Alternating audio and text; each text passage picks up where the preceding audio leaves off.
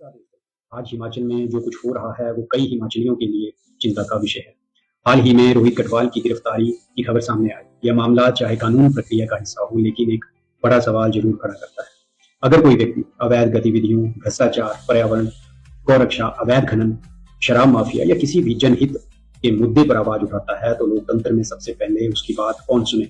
सरकार, प्रशासन या कानून व्यवस्था? लेकिन अगर लोगों को यह महसूस होने लगे कि सच बोलने की कीमत चुकानी पड़ सकती है, तो यह एक चिंता का विषय है।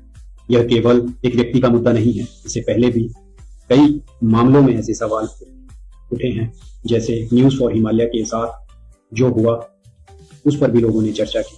हाल ही में प्रदर्शन के दौरान ब्लॉगर संजय चौहान का मामला सामने आया, उसको भी जेल में बंद कर दिया गया। गौरक्षा के क्षेत्र में काम करने वाले विशाल चंदेल का नाम भी अटेम्प्ट टू मर्डर जैसे धाराएं उस पर लगा दी गई।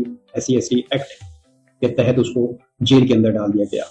यहाँ मुद्दा किसी राजनीतिक दल का समर्थन या विरोध नहीं।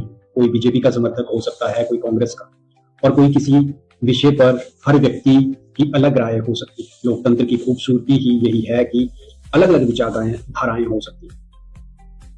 लेकिन यदि किसी नागरिक की आवाज केवल इसलिए दबती हुई दिखाई दे क्योंकि उसने सवाल पूछे या किसी मुद्दे को उठाया, तो यह केवल उस व्यक्ति की आवाज नहीं होती, बल्कि समाज के भरोसे पर भी असर पड़ता है।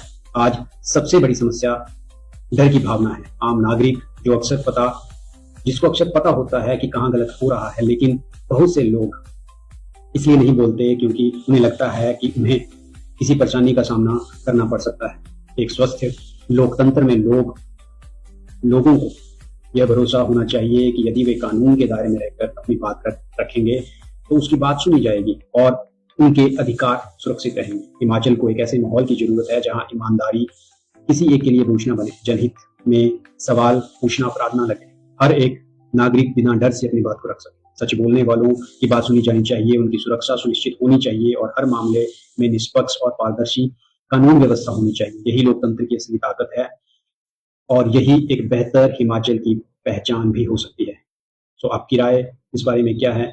कमेंट में जरूर लिखना। Thank you so much for watching this video.